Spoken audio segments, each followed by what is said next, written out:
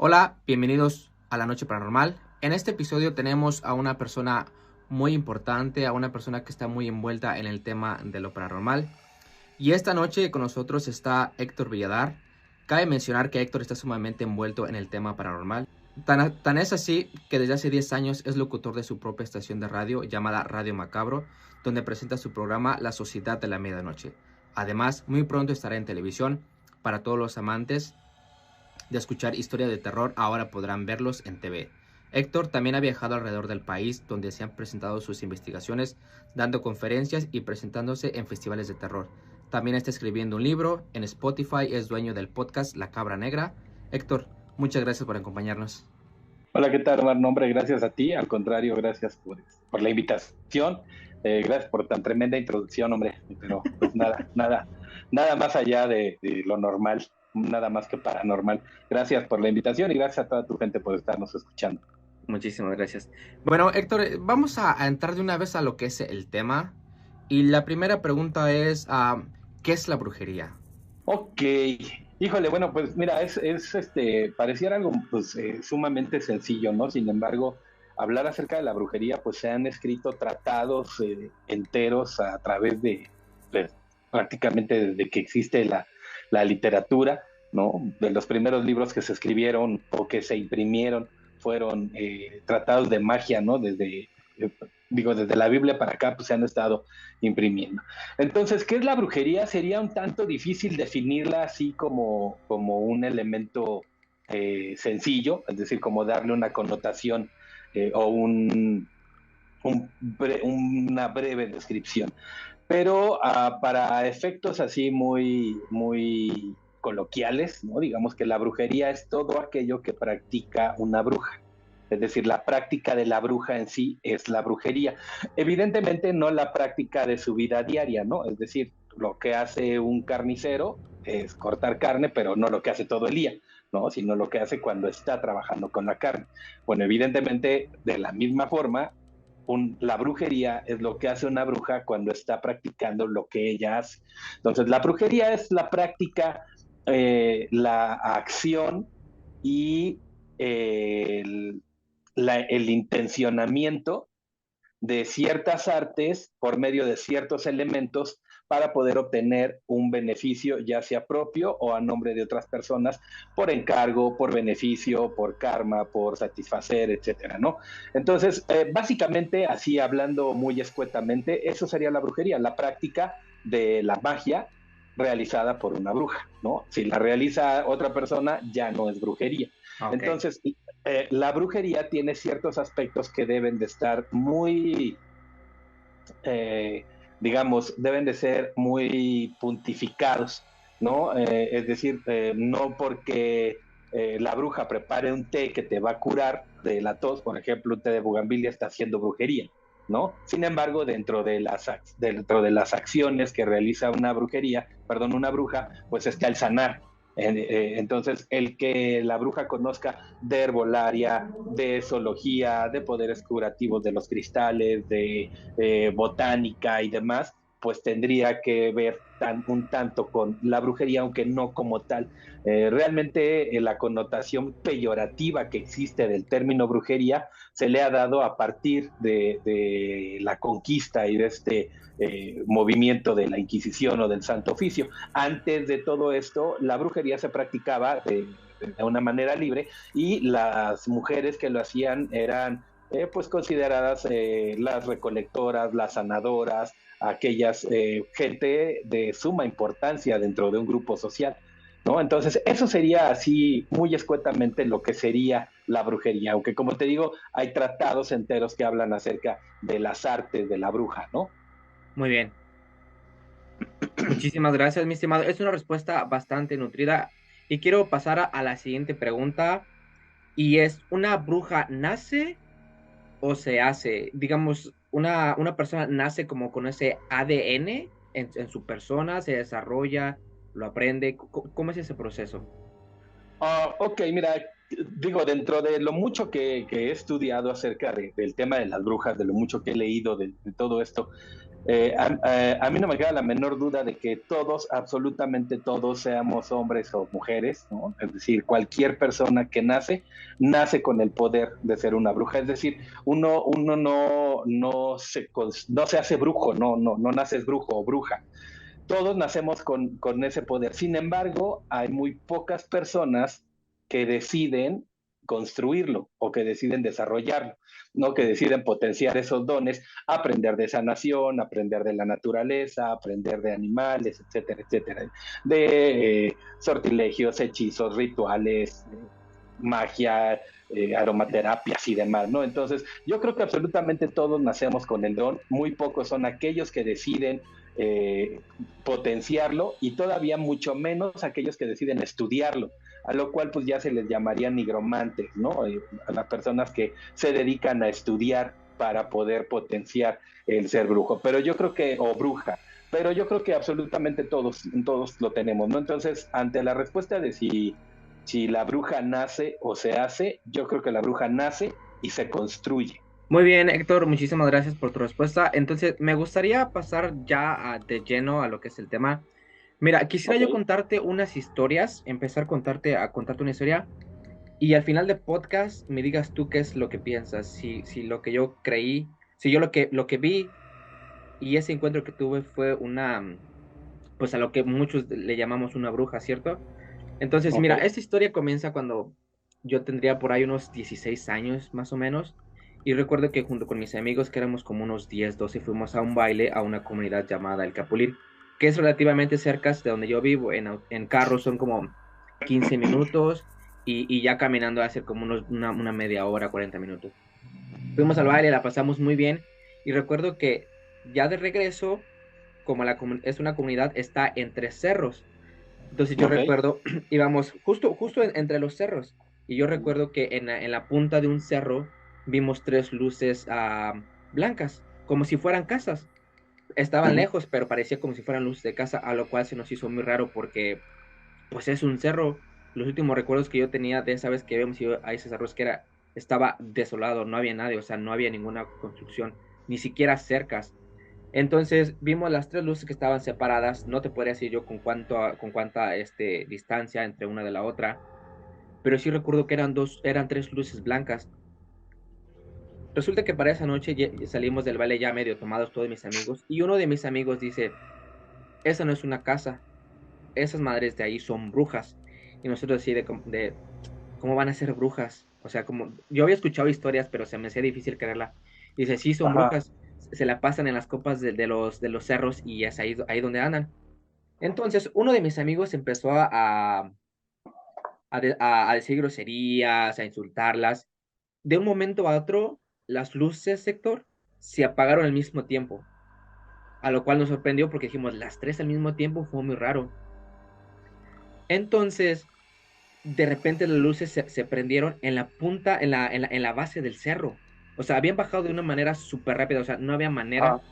de que bajaran tan rápido. Y ahí fue cuando dijimos, ay, güey, esto sí está muy canijo. Y lo más impresionante es cuando empezamos a ver cómo entre los árboles que había, o sea, te estoy hablando que, o sea, es un cerro, no hay como lugares planos, no hay caminos, no hay nada. Cómo las luces se empezaban a mover una tras otra, pero en dirección hacia nosotros. Y fue ahí Ujú. cuando nosotros empezamos a correr. Éramos muchos, honestamente, éramos muchos. Y nos dio miedo, pero y por esa razón empezamos a correr. Pero, o sea, llegamos a la casa y contamos la historia ahí a nuestros amigos que estaban en la casa, en la calle, perdón, y a mis familiares en la casa. Y y pues bueno, yo creo que eran brujas, pero esa respuesta, lo que tú crees que fue, me gustaría que la contestaras al final. Y si te parece bien, me Ok. gustaría que empezáramos con una bruja, con una historia que se caracterizaba por decir de villa en villa, sin Dios ni Santa María. Ah, ok. Bueno, ese es una historia muy, pues un tanto desconocida de cuando en lo que refiere o se refiere a las brujas, ¿no? Eh, Incluso hay algunos autos de fe o algunas declaratorias de brujas que la Santa Inquisición llevó a cabo aquí en México y estas ocurren sobre todo en el norte del país. Esa que, particularmente esta de la que nos mencionas, es una bruja que se hacía presente en Coahuila, en lo que era Saltillo, Torreón, vamos, en toda esa parte de la comarca lagunera, ¿no? De Coahuila, pues, de Saltillo sobre todo. Y es una historia un tanto, pues, un tanto escabrosa porque tiene mucho que ver con esta fusión de culturas que hubo después del arribo de los españoles. Eh, es decir, en México ya se tenía un concepto de la bruja, ya existía un concepto del personaje de la bruja. Sin embargo, cuando llegan los españoles, que por supuesto llegan con toda su carga de folclore, de leyendas, de historias, de religión y demás, empieza a fusionarse con las historias mexicas, las historias nahuas. Entonces ahí empieza a haber un sincretismo de folclore, ¿no? Algo a lo que yo le llamo el sincretismo brujeril de la Nueva España, porque prácticamente es aquí en México donde se crean esas nuevas brujas. Y esta bruja a la que hace referencia tenía mucho que ver con un gato, y el gato no era una criatura que estuviera relacionada con las brujas en México.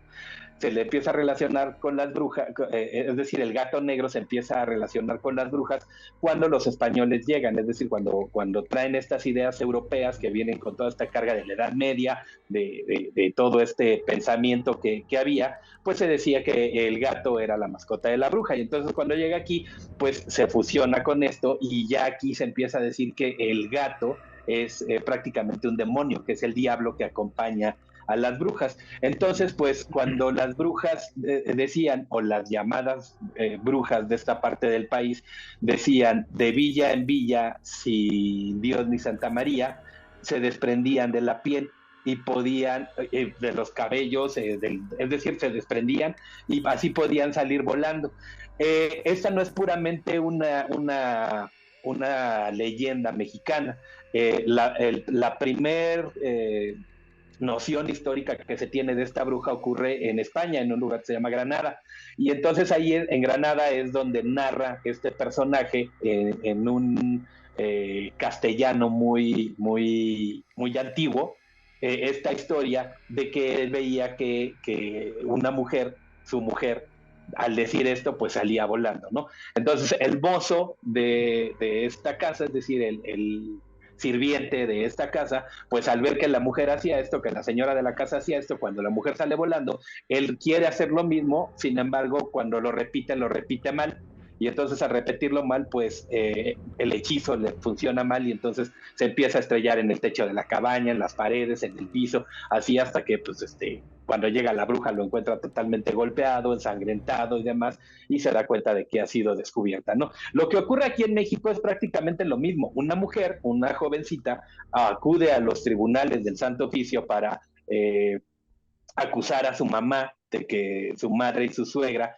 practicaban la brujería y que ellas tenían un gato que lo tenían encerrado en una jaula en un rincón de la habitación, y cuando ellas querían salir volando, cuando querían convertirse en brujas, le abrían al gato y le decían al gato de villa en villa, sin Dios ni Santa María, y entonces el gato con una de sus garras les pasaba la garra desde la nuca hasta el coxis, y con esto hacía que su piel se desprendiera, y también les quitaba los ojos, y el gato custodiaba los ojos, y entonces ellas podían salir volando a hacer todas sus correrías brujeriles por la noche, y pues cuando ellas regresaban, mencionaban otro hechizo, y entonces el gato les regresaba y les ayudaba a que se pusieran la piel.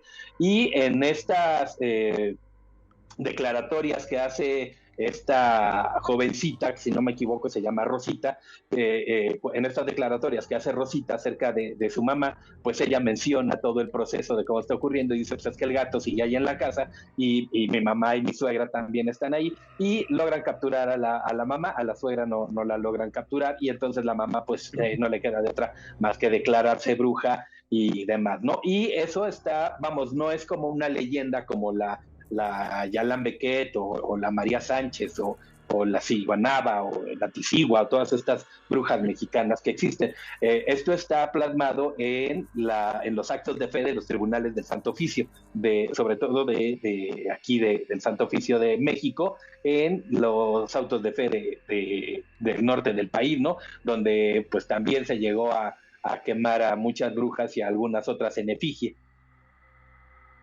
Muy bien, muy bien. Déjame volver a grabar. Muy Uh-huh. bien, Héctor, muchísimas gracias. Antes de continuar, me gustaría que nos pasaras todas tus redes sociales para que las personas que nos estén escuchando te vayan y te sigan. Y también quisiera hacerles una invitación a todos los que nos están escuchando por primera vez, que se suscriban al canal, que en Spotify les den seguir y que nos califiquen con las 5 estrellas. Y pues nada, ahí está la invitación. Adelante, mi estimado. Ok, bueno, en Instagram nos pueden encontrar como Radio Macabro, en YouTube estamos como La Sociedad de la Medianoche, en Facebook también aparecemos como La Sociedad de la Medianoche o con mi nombre, así Héctor Villadark, con V y con K al final. En Twitter estamos como @SMN Villadark, haciendo referencia a Sociedad de la Medianoche, y Villadark con V y con K al final. Y esas son todas nuestras redes. Por ahora creo que esas son todas. Muy bien, muchísimas gracias. Pues ahí las tienen para que también vayan a seguir a mi estimado Héctor Villadar, que es ahí me parece que es en Facebook, donde tienes muchas publicaciones, ¿cierto? De investigaciones muy desarrolladas. No sé si las vi en Facebook o en Twitter. Me parece que fue en Facebook. En Facebook, sí, en Twitter prácticamente solamente posteamos el próximo programa, la próxima investigación, la liga para el canal, ondas así. En Instagram publicamos muchas imágenes, muchas imágenes, ¿no? Subimos más o menos unas 30 imágenes al día, pero en Facebook, ahí en la Sociedad de la Medianoche, que somos la única que aparece como emisora de radio, porque hay varias sociedades de la medianoche, pero la que aparece como emisora de radio, la de Héctor Villadark, esa es nuestra red, y ahí tenemos investigaciones muy completas, un tanto largas, ¿no? Así que si tienes gusto por la lectura, pues seguramente encontrarás algo por ahí. Pero sí, son más bien investigaciones más que pequeños posts, ¿no? Así, no posteamos, sí, llegamos a postear cuentos o microrelatos o cosas así, pero más bien nos centramos en la investigación. Muy bien, muy bien. Oye, esta bruja es la que la llevan a los juzgados, ¿cierto? Así es. Entonces, vas a desarrollar más ese tema, ¿cierto? Sí, bueno, una vez que cuando la llevan a los juzgados, pues se hace todo el proceso inquisitorial que se tenía que hacer con ellas y se hace una gran cacería de brujas. De hecho, muchas de las brujas de Saltillo, a partir de este fenómeno, de esta mujer que va a declarar todo esto, pues muchas de ellas tienen que escapar, tienen que salir de ahí.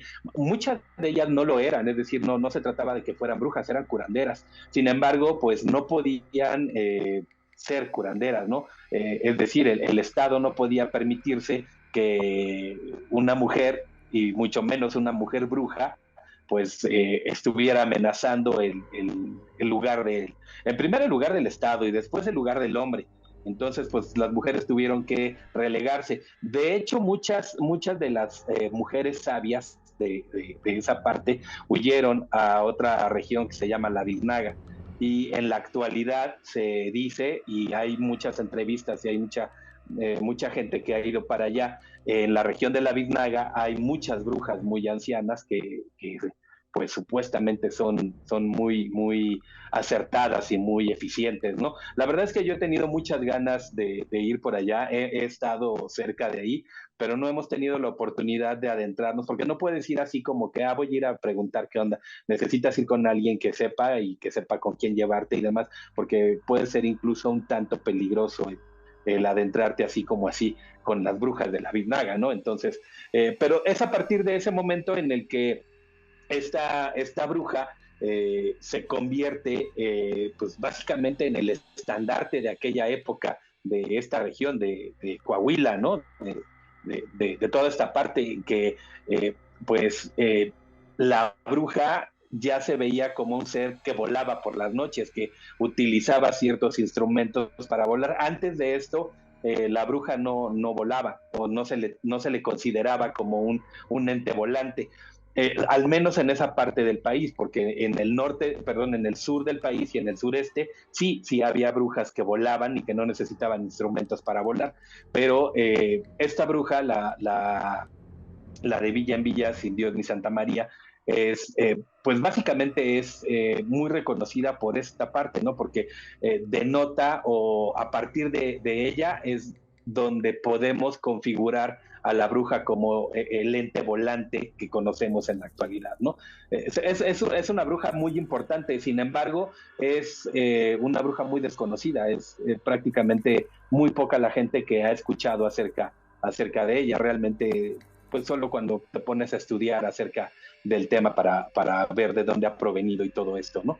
¿Qué tal si nos cuentas la historia que tienes? Ya ves que tuviste el primer encuentro con una bruja cuando fuiste allá a acampar. Bueno, no, esa fue una pues de las historias más fuertes que nos han ocurrido, ¿no? A nosotros, y además de ser el encuentro más cercano que he tenido con una bruja, ¿no? Ya tiene muchos años, ¿no? Yo creo que unos 15 o 20 años, digo, para quienes te están viendo ahorita, yo ya tengo 47 años, entonces ya llevo en esto muchos años. Pero pues aquella vez, te digo, yo creo que tenía unos 20 años, o si acaso yo creo igual hasta unos 30 años ya que ocurrió esto. Yo pertenecía a un equipo de rappel y de alpinismo en aquella época, entonces pues siempre estábamos buscando lugares a donde irnos pues a buscar montaña para escalar, para esto y para lo otro, ¿no? Y entonces, pues con mi equipo en un momento decidimos que pues irnos a acampar a una presa que está aquí en el Estado de México, se llama la presa Iturbide, está entre dos pueblitos, uno que se llama Santana y el otro se llama el Espíritu Santo. Entonces, nosotros llegamos a la presa Iturbide, como muchas otras veces habíamos ido ya a ese lugar, pusimos nuestras casas de campaña, una vez que pusimos las casas de campaña, pues nos preparamos para dormir y demás, ¿no? Las casas de campaña estaban alrededor de una fogata, eran 3 casas de campaña, entonces quedaba como un espacio hueco y las casas alrededor y en medio la fogata. De repente, digo, no de repente a los 10 minutos, ¿no? Ya muy entrada la madrugada, empezamos a escuchar ruido, empezamos a escuchar así como que muchos sonidos de gente, de pisadas, gritos y demás. Entonces, pues en lo que nos despertábamos y demás, nos empezaron a golpear en las casas de campaña y nos empezaron a hablar así amenazadoramente y demás. Pero nosotros lo primero que pensamos era que nos iban a asaltar, ¿no? Que era un grupo de personas que estaban ahí para asaltarnos, para llevarse los carros o el equipo o lo que tuviéramos, ¿no? Uh-huh. Entonces, pues abrimos las casas de campaña, cuando salimos de las casas nos empiezan a decir que nosotros la teníamos escondida, que dónde estaba, que no nos hiciéramos y ya sabes, ¿no? Nos sacaron de las casas de campaña, se metieron a buscar en las casas, pues no sé, hasta ese momento no sabíamos qué es lo que estaban buscando, pero revolvieron todas nuestras cosas y demás, y de repente como a, no sé, unos 50 metros, 60 metros, muy cerca de donde estábamos, ¿no? Es decir, no era muy lejos.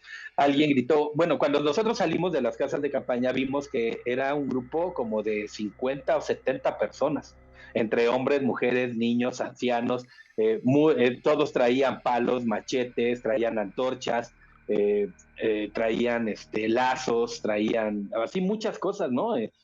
Pero era un grupo muy nutrido de gente. La quería Eh, linchar. yo creo, bueno, yo en un momento pensé que, dije, a lo mejor nos estamos quedando en un lugar sagrado o en un lugar que ellos consideran sagrado, donde acaba de morir alguien, o no sé, ¿no? Uh-huh. Pero no, resulta que, te digo, ya que salimos y vimos todo esto y que estaban revisando, nos grita alguien como a unos 50, 60 metros más o menos. Nos gritan, acá está, y entonces toda la gente que estaba ahí, pues echa a correr hacia allá. Y obviamente, pues nosotros queríamos saber qué estaba pasando, ¿no? Y pues nos fuimos atrás de aquello. Bueno, pues de uno de los árboles que estaban ahí, porque es una zona totalmente llena de árboles. De hecho, cuando tú llegas a ese lugar, hay un lugar hasta donde puedes dejar el coche y de ahí ya no avanzas porque hay muchos árboles uno tras otro, entonces es un bosque muy arbolado. Entonces, de uno de los árboles vemos que se empiezan a subir estas personas y uno se cuelga de algo y lo tira. Y a lo que tira lo envuelven con unas cobijas, de estas cobijas que son pues muy características de esa zona, de las zonas muy frías, son cobijas como de lana, de cuadrículas de colores que tienen como barbitas en toda la orilla, ¿no? Mm. Entonces con esas cobijas la envuelven y la amarran con los lazos que traían y le echan gasolina.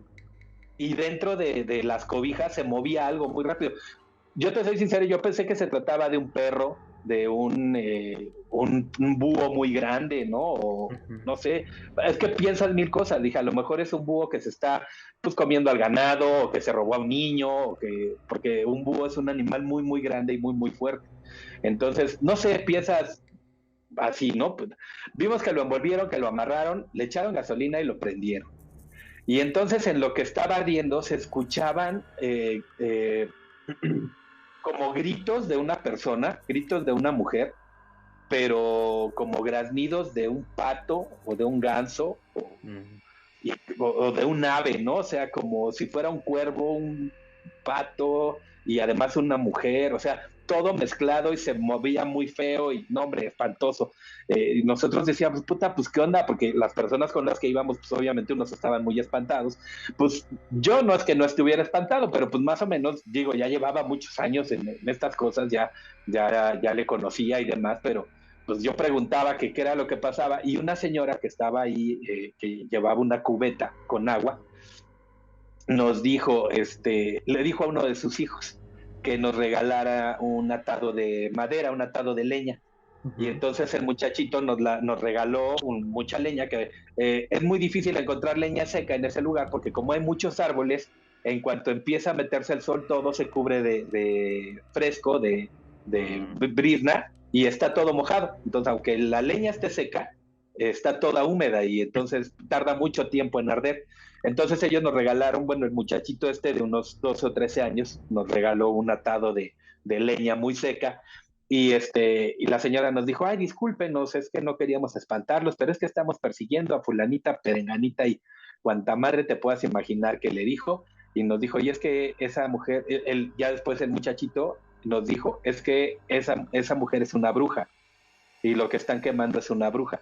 Y no, Wow. bueno, nosotros nos quedamos así de, güey, ¿cómo crees que están quemando una persona, no?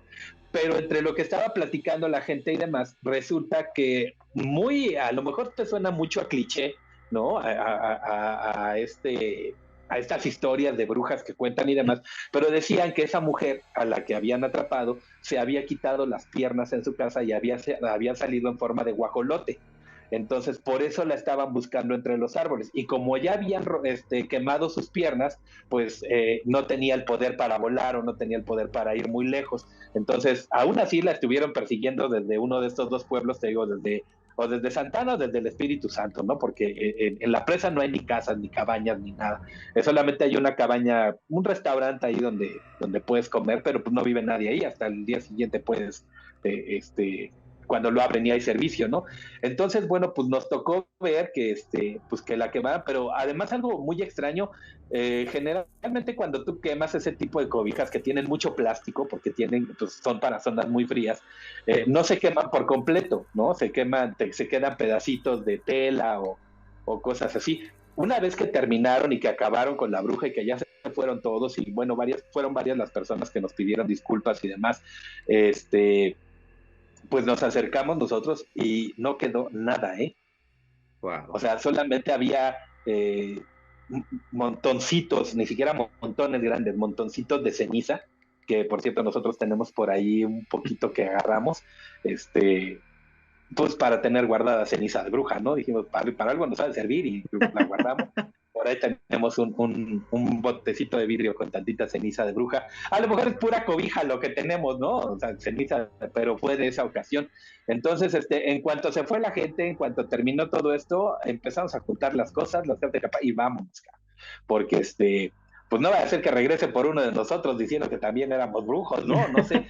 Digo, ¿te imaginas Sí, cuánta madre? claro. Porque pocas veces llegas a ver a una turba enardecida, así, furiosa, y además, pues no les pueden achacar que hayan quemado a alguien porque no quedaban ni huesos.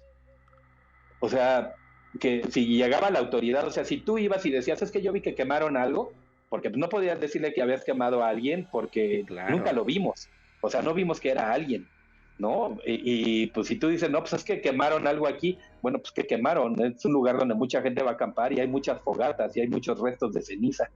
Entonces, muy, muy extraño, muy incomprensible, ¿no? Muy, pues no puedes acusarlos con nadie, no puedes decirle a nadie, no puedes hacer nada, entonces, pues vámonos antes de que esto se convierta en otra cosa, en algo más grave, y pues en ese momento no esperamos, ni esperamos a que amaneciera, en lo que terminábamos de armar las casas de campaña y demás, empezó a salir el sol, y bueno, empezó a clarear porque ni siquiera salía el sol, ¿no? Y nos regresamos, y esa fue la última vez que acampamos ahí. Hemos ido varias veces a la presa después de esto, hemos ido en repetidas ocasiones porque es un lugar muy bonito, es un lugar en el que pues te la pasas bien, ¿no? Pero pues no sé realmente en la actualidad qué tan riesgoso, qué tan peligroso sea, porque además es un lugar muy solo.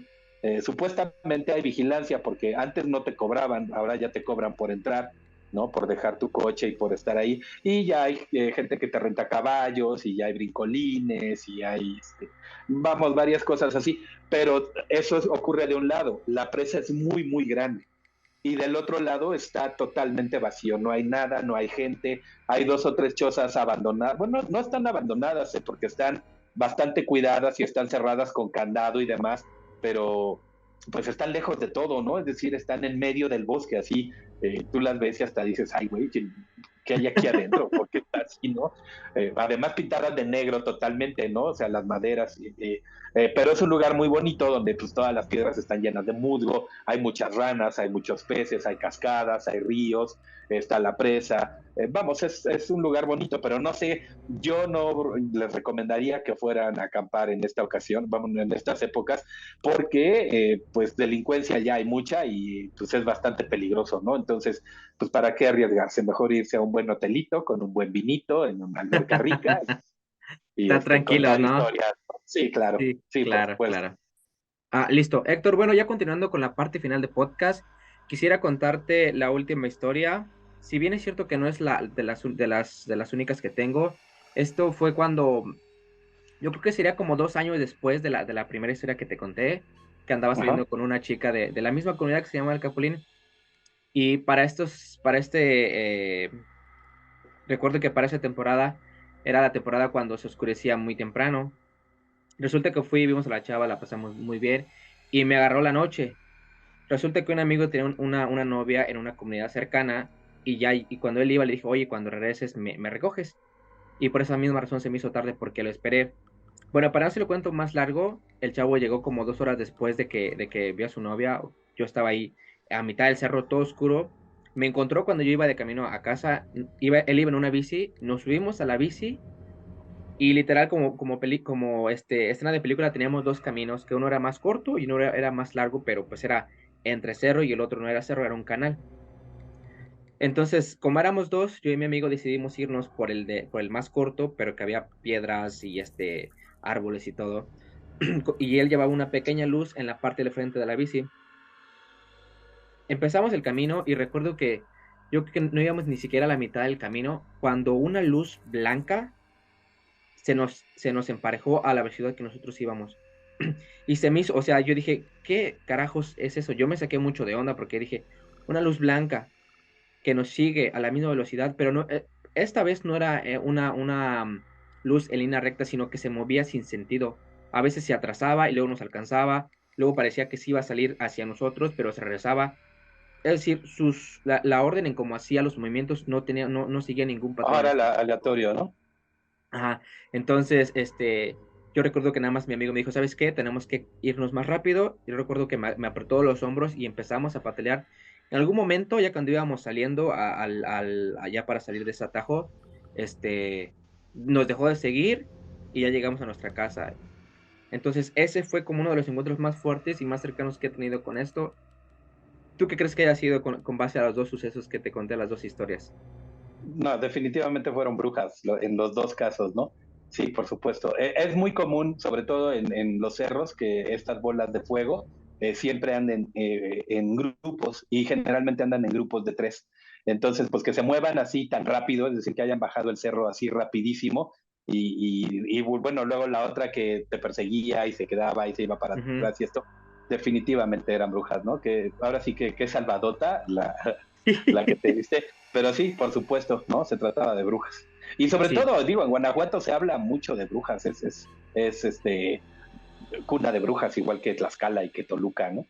sí, claro, claro. Am, Muy bien, Héctor, pues muchísimas gracias por participar en este podcast. Definitivamente nuestros oyentes van a amar este episodio y ojalá, si nos piden otro, pues ojalá que estemos puestos para hacerlo. Nosotros estamos aquí para servirte, ya sabes, cualquier cosa, pues, un gritito y estamos a la orden.